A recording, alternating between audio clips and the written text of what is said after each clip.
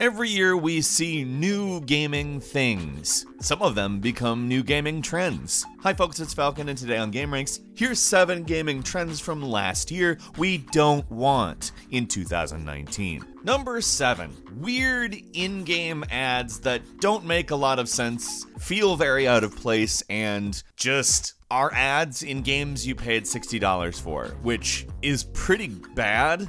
The obvious worst example of this is in Street Fighter V Arcade Edition. In Street Fighter V, early December last year, advertisements were placed on costumes, which is very silly. It's a game that you paid money for, and advertising is a monetization model typically used on free stuff. It certainly wouldn't be the first monetization model used in stuff that you have paid lots of money already on. No, I am not claiming that. But it is tasteless. Advertising is probably one of the more obvious, tasteless ways to make money. The whole point is that it's visible. If it doesn't make any kind of an impact, what's the point? It kind of inherently has to take up valuable space. And it doesn't really matter that it's Street Fighter. I mean, it could be any game if they did the exact same thing, and it would be really annoying. Like, tremendously annoying. But it was also like this stain on Capcom's kind of genuine comeback. Like, we had to remember, oh yeah, Capcom can also kind of be bad too, despite the fact that everything is going so well for them. I mean, fortunately, Devil May Cry 5 and Resident Evil 2 Remake, but still, that's the trend from Capcom I want to see. The good games that I actually want to play trend, not the put ads in the game that I spent $60 on trend. Unfortunately, we've already seen an instance of this year too. Left Alive came out, and there's a free DLC that's a quote-unquote collaboration with World of Tanks. And let's just go ahead and say that this collaboration is literally just an ad. The relationship on display is the same as if they said it was a collaboration with, like, Pepsi or Mountain Dew or something. So,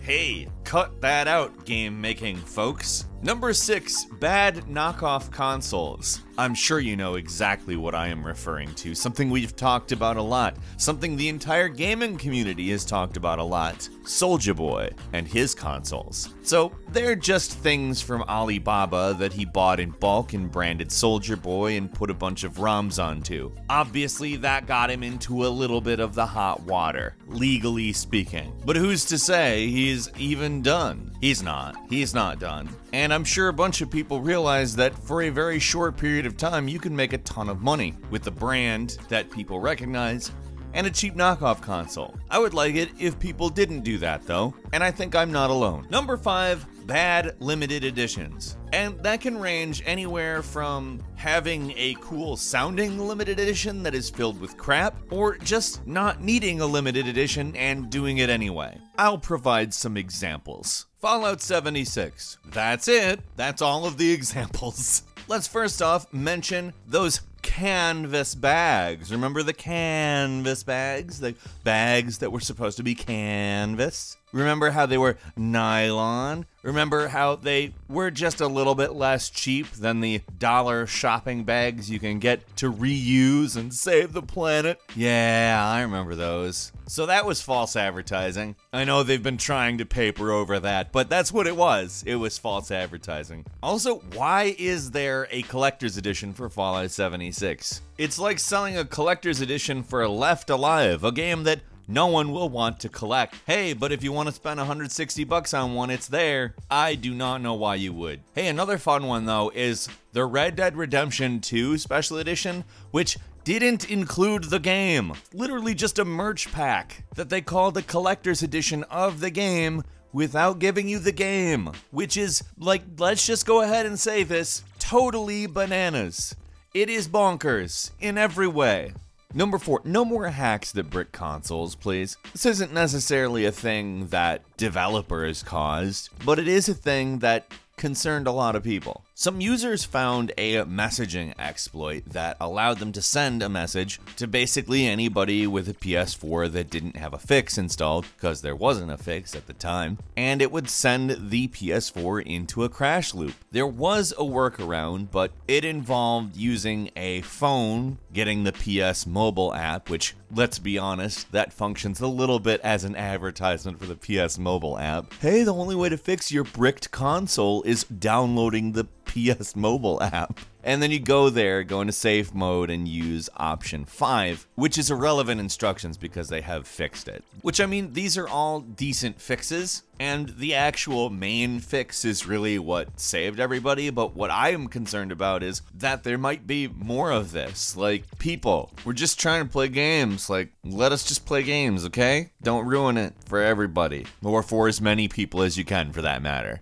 Number 3, turning our favorite games from various time eras into mobile games that we didn't really want. We could start at Diablo Immortal and go all the way to Command & Conquer Mobile. Now, let's be clear, Diablo Immortal has a couple of features that people really wanted. However, it has a lot of stuff that no one wanted. And that's where the fairness ends, because when you just make something that you try to get a bunch of people to play when they didn't want it, you're gonna be responded to with, hey, that's bad and I don't want it. But let's move on to Command & Conquer Mobile, which, aside from its pay scheme, is actually a pretty good Clash Royale clone. It actually adds to the genre and is a decent example of it. However, I think we've got enough Clash Royale clones. I think that is a saturated market, and just doing it with everything, I'm almost just tired of covering it, even if it is a good version of it. When I see a new one, I'm just kind of like, how do I even talk about this? Like I said, Command & Conquer Mobile is actually a great example of it, and I just don't know what to say about them anymore. That's when you know you've had too much of something, when even the good versions, you're just like letting out these long sighs that are borderline aggressive sounding, like, I think the only word that can accurately describe where this has gotten to is exhausting. Number 2, turning every game into a battle royale. I'm gonna go ahead and say that arguably there are 3 battle royales that matter: PUBG, Fortnite, and Apex Legends. And when I found out about Apex Legends, I let out one of those sighs I was talking about. However, it is so phenomenally good, I don't know how anyone else is going to make another one of these games. But that doesn't stop people, does it? No, we've seen major franchises go to Battle Royale mode quite often now, haven't we? And Battlefield doesn't have it, but they promised they were gonna make it, and it's happening soon, from what I hear. You think they'll toss it into Anthem? Yeah, thought about that yet? CSGO Danger Zone already exists. Got the H1Z one, got the Dying Light one, which is in early access. Oh yeah, just make everything into a battle royale game, guys. That's all we want. We're definitely not sick of that already. And finally, number 1, the confusing staggered release dates trend. Hey, have you ever thought, wow, what I'd like them to do instead of release a game on a date is release it on several dates? I know that's something I've never thought. However, it's something a lot of game publishers did this last year. And yes, it says that it is bringing you multiple release dates, which, again, another thing to add to the spreadsheet of things when you look at a major release's release. All it really does is penalize people who don't pay more for the game. No one thought, yeah, oh, it'd be so good if they made a game with multiple release dates. No one. 0 people. Well, except maybe executives who were like, we can penalize some consumers and incentivize them to pay more for the game for no real reason.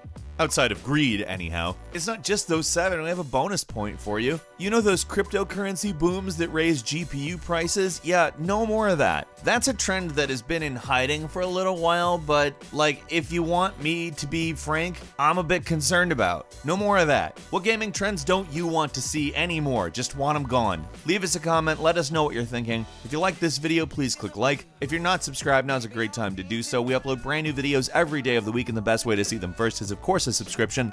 So click the subscribe button and don't forget to click the notification bell. As always, we thank you very much for watching this video. I'm Falcon. You can follow me on Twitter at Falcon the Hero. We'll see you next time right here on gameranx.